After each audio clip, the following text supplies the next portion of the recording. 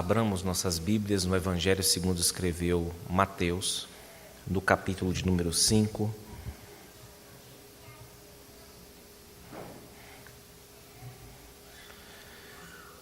E leiamos o versículo de número 3. Eu farei a leitura dos primeiros 2 versículos e também do versículo 3, mas nós trataremos nessa sequência apenas do versículo 3, a primeira bem-aventurança, a primeira declaração de felicidade feita pelo nosso Senhor. Mateus, capítulo 5, eu lerei os 3 primeiros versículos e nos concentraremos no de número 3.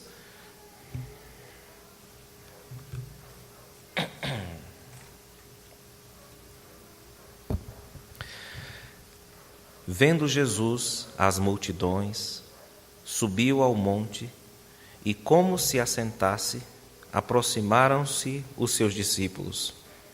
E ele passou a ensiná-los, dizendo: Bem-aventurados os humildes de espírito, porque deles é o reino dos céus. Amém. Meus irmãos, este texto, e especialmente esta última declaração, nos fala sobre uma possibilidade bastante original, digamos assim, peculiar, pouco ouvida, pouco tratada por muitas pessoas, que é a possibilidade de que pessoas pobres sejam também pessoas felizes ou bem-aventuradas. Se isso soa estranho para os ouvidos modernos, é certamente porque nós estamos diante de uma ideia diferente, tanto de pobreza, de humildade, como também de felicidade. E, de fato, as duas palavras são usadas aqui, a palavra bem-aventurança e a palavra humilde ou pobre de espírito, são usadas de modo muito especial.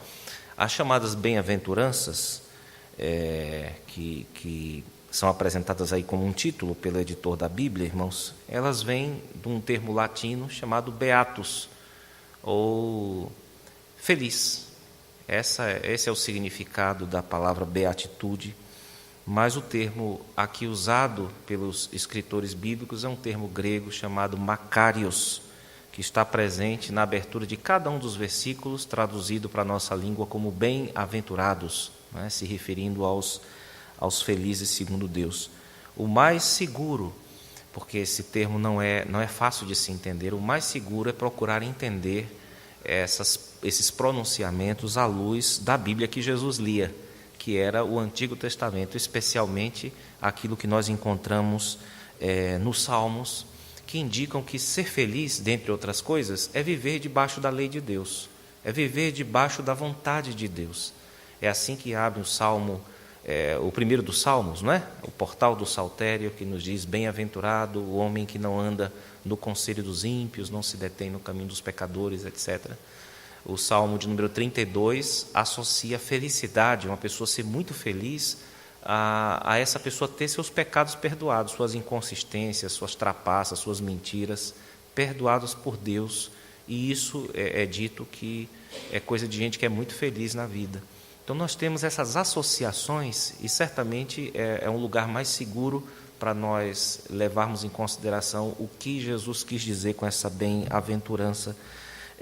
Certamente tem a ver com viver debaixo da graça de Deus, do pacto divino, e ter seus pecados perdoados. O termo aqui no nosso texto, no texto que acabamos de ler, mostra alguém particularmente favorecido por Deus, diferente de outras pessoas ou da maioria das pessoas.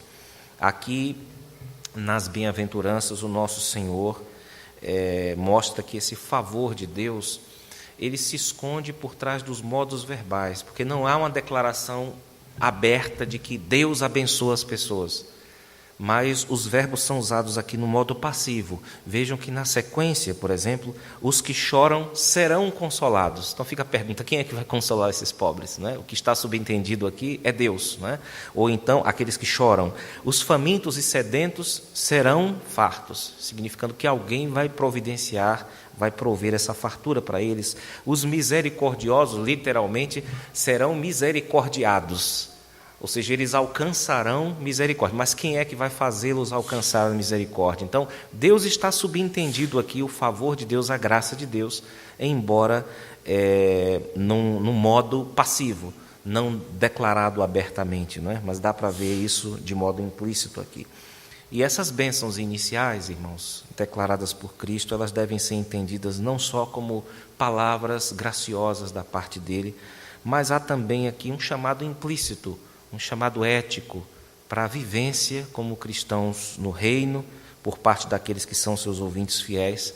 Isso porque humildade de espírito é algo necessário não apenas àqueles que entram no reino dos céus, mas necessário também para aqueles que permanecem nesse reino. Então há uma nota moral aqui, ou ética, a respeito dessa bem-aventurança. Nós também precisamos de mansidão, não apenas como uma característica nossa enquanto salvos, mas também para a vivência da vida cristã, da vida neste mundo como salvos. Nós fomos alvos da misericórdia e, pela graça de Deus, Ele nos tornou misericordiosos e nós precisamos dessa misericórdia no dia a dia, em todas as nossas relações. Então, observem que há aqui uma implicação ética, mas a nossa função nesse mundo, mais claramente, será declarada a partir do versículo 13, quando Jesus passa a falar sobre o sal da terra, a luz do mundo, quem é o crente neste mundo. Por enquanto, agora, o destaque aqui vai para o favor imerecido de Deus. O fato de que Deus nos aceita, sendo nós criaturas, fundamentalmente por conta dos nossos pecados inaceitáveis a Ele. Então, há um grupo particular de pessoas que foram favorecidas pela declaração da mais poderosa das pessoas, que é Jesus Cristo. E essa declaração tem o poder de mudar a vida das pessoas. Hoje nós trataremos apenas de uma delas, a que nós lemos no versículo de número 3, que trata sobre os humildes de espírito. No texto paralelo a esse, nós temos dois textos descrevendo as bem-aventuranças. Um mais curto, que é o de Lucas, no capítulo de número 6, versículos de 20 a 23, e nós temos este aqui que nós acabamos de ler, estamos tratando sobre ele. Mateus fala dos humildes de espírito, mas Lucas fala dos pobres, em contraposição aos ricos. Essa é uma questão interessante, porque nós temos de pregar a palavra de Deus, não apenas um texto, mas levar em conta o que outros dizem. A pergunta é: o que é humilde de espírito? A palavra humilde aqui, irmãos, é a tradução de um termo estranho para nós, não tem um correspondente, que é o pitokoi, que significa uma pessoa que é mais do que um pobre, ou menos do que um pobre, melhor dizendo, né? É um subpobre. Pobre, em geral, é alguém que só tem para o dia. Amanhã ele não sabe o que come. Mas um subpobre é alguém que não tem nem para o dia. Seria o que nós hoje chamaríamos de mendigo. Alguém que depende inteiramente do favor de outras pessoas. Pobre, no entanto, na Bíblia, irmãos, ele não é apenas uma pessoa desmuniciada, né? Sem munição na agulha, no sentido financeiro. Ele não é apenas isso. Quando nós damos um olhar na Escritura, no Antigo Testamento, nós observamos que é, de fato, uma pessoa que passa necessidade, mas é também alguém que confia que Deus é aquele que supre as suas necessidades. Então, notem que há um sentido religioso na ideia de pobre, já contemplado desde o Antigo Testamento, embora não exclua o aspecto econômico. Então, o pobre é aquele que a gente chama de pobre, que não tem o que comer para o outro dia, mas, ao mesmo tempo, o texto está falando aqui daquele que não apenas não tem o que comer, mas depende, nesse ponto, do Deus de misericórdia para suprir as suas necessidades. Esse sentido é bem captado num texto, o Salmo de número 40, versículo de número 17, que é uma declaração que aborda esse aspecto econômico e o aspecto religioso da pobreza. O texto diz assim: eu sou pobre e necessitado, mas o Senhor cuida de mim. Então, nós não podemos apenas espiritualizar esse salmo. Ele pode muito bem caber na boca de um pobre, de uma pessoa que, de fato, tem necessidades materiais muito claras. Esse tipo de pobreza, irmãos, está em franco contraste com a riqueza, que também, na Bíblia, não é primariamente uma categoria econômica, sem antes ser uma categoria espiritual, uma pretensão de que a pessoa tem mais do que aquilo que ela tem de fato. E a riqueza na Escritura é um sinal de privilégio. Os primeiros patriarcas tinham mais do que para o dia, eles tinham a chamada riqueza, certamente. Mas também a riqueza é apontada na Escritura como sendo uma fonte de perigos espirituais para a alma das pessoas. Os ricos, em seu poder, eles tendem a ser pessoas arrogantes e soberbas. Nem todo rico é arrogante e soberbo, mas eles têm tudo para ser. Eles têm tudo para ser.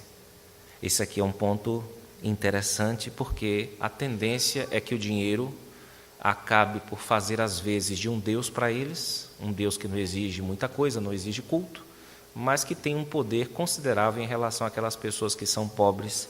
E essa armadilha costuma funcionar mais com os ricos do que com os pobres. Não é? Quem tem dinheiro tende a cair mais nessa armadilha da suposta autonomia ou da suposta independência de Deus, mais do que aqueles que não têm dinheiro. E daí Lucas, no texto paralelo, Lucas capítulo 6, ele mencionar o pobre como bem-aventurado, já com essa carga religiosa, mas sem esquecer a econômica, e depois ele contrastar isso com os ricos. Ai de vós, os ricos, etc, etc. Em parte falando aos que têm muito dinheiro, mas também em parte falando àqueles que se julgavam ricos no sentido espiritual, que eram os religiosos da época de Jesus. Então, quem se vê como rico, não importa se é rico no dinheiro ou se é rico espiritualmente, que tem muitos recursos por si mesmos, né, espirituais, essa pessoa não tem a menor chance de entrar no reino de Deus, como mostra a comparação que o nosso Senhor faz, né, da dificuldade que um rico tem de entrar no reino dos céus com o camelo que não passa no fundo de uma agulha. A ideia ali não é que um rico, por causa do seu dinheiro, não entre no reino dos céus. Ele deixa claro num dos textos que é aquele que confia nas riquezas, porque de fato as riquezas fazem, às vezes, de um Deus. É por isso que Jesus chamou de Mamon, uma espécie de Deus rival, em Mateus capítulo 6, aqui mesmo no sermão da montanha, irmãos. Por outro lado, embora a pobreza tenha também seus perigos, é perigoso ser pobre, não é? Vocês lembram de um dos provérbios que diz assim: olha, não me dê nem pobreza nem riqueza, dá-me o pão que me for necessário, para não acontecer que eu de pobre, não é, venha furtar, profane o nome de Deus. Então isso é um perigo do pobre, não é? Ele é tentado a trapaça, rouba, etc. Ou então que eu, sendo muito rico, me ensoberbeça e pergunte no meu coração quem é esse Deus, não é? Então há perigos na riqueza e também há perigos na pobreza. Mas embora a pobreza tenha seus perigos e não signifique que uma pessoa, por ser pobre, tem garantidas recompensas espirituais da parte de Deus, embora nós não tenhamos essa ideia aqui, normalmente a pobreza ajuda mais a pessoa, a pobreza econômica ajuda a pessoa a entender melhor o significado dessas palavras de Jesus aqui, que tratam da real condição do ser humano, no sentido espiritual. Então, quando você é pobre no sentido material, você tem uma noção mais clara do que significa ser pobre no sentido espiritual, a pobreza perante o Senhor Deus. E é sobre isso que Jesus nos fala, irmãos, aqui do pobre de espírito, que indica a postura de uma alma diante de Deus, que se entende miserável, que sabe que não importa se ele tem muito dinheiro, se ele tem pouco dinheiro, se ele tem os recursos desse mundo ou não, quando ele aparece na frente de Deus, ele sabe que aquilo não vale de nada. Se Deus existe, se é um Deus todo-poderoso, se tudo que você tem depende dele, se toda a vida que você tem vem dele, imagine você se apresentando na presença de um Deus desse. O que você tem para dar para ele? Nem você é seu, porque você foi criado por ele, pertence a ele e vai ser julgado por ele. Então o que o ser humano tem quando ele se apresenta na presença de Deus? Olha, a figura mais descritiva espiritual é a de um mendigo, é de uma pessoa totalmente estrupiada, que se tanto tem uma mão vazia estendida, esperando de Deus alguma esmola, alguma ajuda. Lembremos-nos de que isso aqui não é uma condição para que a pessoa entre no reino dos céus, isso aqui é o caráter de quem já está, pela graça de Deus, dentro desse reino, nessa relação maravilhosa com Jesus Cristo. Notem que Jesus fala no presente, deles é o reino de Deus. Então isso aqui não é uma condição para que alguém entre no reino. mas é uma característica, é um traço dado por Deus a essas pessoas, é que elas têm seus olhos abertos, por assim dizer, para a sua real condição. Então, o humilde de espírito é uma pessoa que pode ser rica e pode também ser pobre materialmente, mas que reconhece diante de Deus a sua falência total espiritual, a sua total necessidade de Deus. Então, o reino de Deus é dado, por assim dizer, apenas a mendigos espirituais. Quem se acha alguma coisa está fora do reino de Deus, não tem relação com Jesus Cristo. Esse é o ponto aqui, irmãos. E é por isso que as pessoas que entraram na frente dos supostos santos da época, dos religiosos da época, foram os mendigos espirituais. Quem foram eles? Os ladrões, por exemplo. Não só o da cruz, né? Os coletores de impostos, eles eram pessoas reconhecidas como ladrões, como o Zaqueu, por exemplo, que era reconhecidamente um ladrão, que roubava de muita gente dos próprios irmãos judeus. O Zaqueu entrou na frente de um monte de gente que se julgava já dentro do reino. As prostitutas, as meretrizes na época de Jesus, muitas delas entraram à frente de fariseus, de pessoas supostamente santificadas, que se consideravam ricas, que quando oravam a Deus diziam: graças te dou porque eu não sou como os outros homens. E essas pessoas estavam ficando para trás, enquanto que outras, os mendigos, os estrupiados espirituais, estavam entrando primeiro no reino de Deus, irmãos. Então, essas pessoas que nada têm a oferecer a Deus, elas estavam entrando à frente dos ricos, no sentido espiritual. Na sequência, ainda no versículo de número 3, nós temos uma promessa que é ligada aqui às bem-aventuranças, não à bem-aventurança. Porque dos tais é o reino dos céus. Bem-aventurados, felicíssimos são os humildes de espírito, porque dessas pessoas é o reino dos céus. Nós temos aqui o nosso Senhor, do alto de um monte, falando a um grupo de pobres de espírito, com a mesma autoridade com que Ele falará aos enfermos. Olhe, eu perdoo os seus pecados. E muita gente achou absurdo isso, né? Mas Ele diz: eu tenho autoridade para perdoar pecados, como eu tenho autoridade sobre os corpos das pessoas. Eu digo o que as coisas devem ser, e as coisas passam a ser simplesmente porque eu tenho poder para fazer isso. Ou seja, se essa bem-aventurança fosse proclamada por outra pessoa, ela seria inútil, ela seria ridícula. Mas como ela foi falada pelo Senhor dos Senhores, pelo Filho de Deus, então ela tem significado, ela tem eficácia, ela tem força sobre a vida daqueles que dela foram alvo, meus irmãos. As promessas feitas nessas bem-aventuranças, elas estão em geral no futuro. Notem que a primeira delas, no versículo 3, está no presente, e a última também no versículo 12, as duas estão no presente, não é? Dos tais é o reino dos céus. Mas tanto o tempo presente na Escritura pode funcionar para o futuro, como um alerta para o futuro, como também o contrário. Quando se fala coisas do futuro, os crentes já podem experimentar, de certo modo, o futuro no presente, irmãos. Então, por um lado, essas bem-aventuranças ainda aguardam a sua consumação, o dia em que todas as coisas serão perfeitamente do modo como Jesus falou. Mas, de certo modo, já existe uma substância, uma realidade nessas bem-aventuranças hoje. É possível a um crente considerar-se alguém feliz, não por conta daquilo que ele sente ou das circunstâncias, mas porque ele confia na palavra de Deus. Ele confia naquilo que Jesus Cristo disse acerca da sua situação.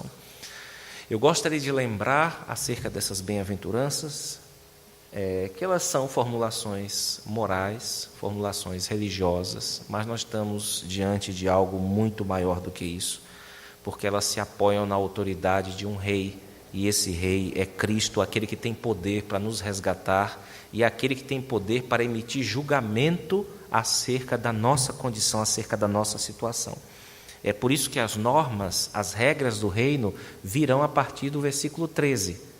Agora o que nós temos aqui são pronunciamentos a respeito da nossa salvação, ou seja, nós estamos inteiramente passivos à frente de Cristo. Ele está dizendo quem é quem no reino. Depois ele vai dizer o que é que a gente vai fazer nesse reino. mas agora ele está fazendo apenas fazer declarações graciosas acerca daqueles que são de fato os seus seguidores. Ou seja, a nossa função neste mundo está ligada à nossa posição neste mundo. Aquilo que nós fazemos deve ser consequência daquilo que nós somos. É por isso que existem os chamados falsos crentes, falsos fiéis, que são aquelas pessoas que não foram chamadas por Deus, não foram agraciadas por Deus, não receberam a graça de Deus, mas tentam mesmo assim, do seu jeito, do seu modo, com seus propósitos totalmente desviados, servir a Deus. Então está muito claro que a ordem é da maior importância aqui. Há uma graça de Deus que vem sobre o homem e a partir daí é que ele é capacitado a dar uma resposta apropriada, irmãos. Nós vimos nessa bem-aventurança hoje que nós somos aceitos mesmo sendo criaturas totalmente inaceitáveis, sem nada a oferecer para Deus. Mas quando isso ocorre, irmãos, o que acontece é mais ou menos uma abertura dos olhos. Assim como um morto que não enxerga nada, de repente é ressuscitado e olha o mundo e consegue ver todas as cores, todos os movimentos, todas as maravilhas do mundo. Então, o que nós temos aqui é que quando Deus, com a sua graça, nos atinge, os nossos olhos se abrem para a nossa real condição. E enquanto você achar que no fundo você merece alguma coisa de Deus, que você tem algum tipo de moeda espiritual de troca para Deus, que um dia quando você chegar na porta do paraíso ou diante do juízo de Deus, você vai poder alegar que fez alguma caridade, alguma coisa boa. Enquanto você fizer isso, enquanto você pensar nisso, enquanto você cultivar isso, você ainda está se achando rico de espírito. Mas quando Deus abre nossos olhos, nós olhamos para nós mesmos e descobrimos que em nós existe um grande abismo, um abismo de pobreza, um abismo de miséria. Nós descobrimos a nossa real condição. E o que é que nós somos? O que é que todos sabem que nós somos, mas infelizmente as pessoas não tomam consciência disso? É que nós somos barro, nós somos feitos de barro, nós somos feitos de pó. Os cemitérios são grandes monumentos, são grandes lembranças para nós disso. É para lá que nós vamos. Tudo é incerto nessa vida, tudo é incerto a não ser o fato da morte.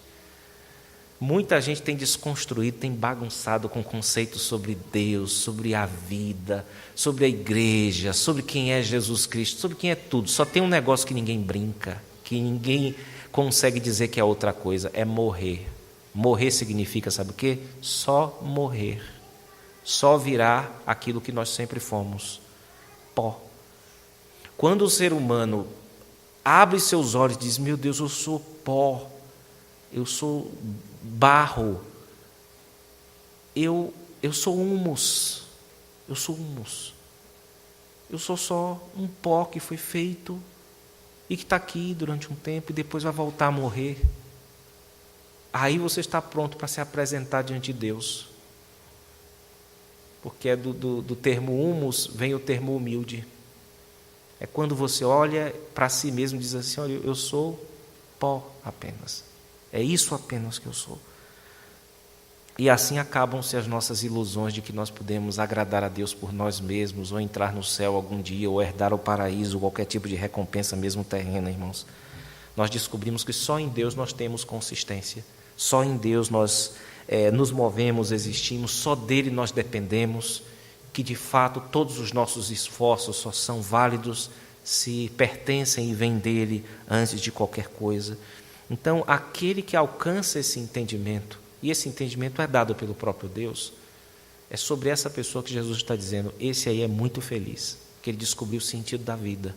O sentido da vida é que a nossa vida só tem sentido em Deus.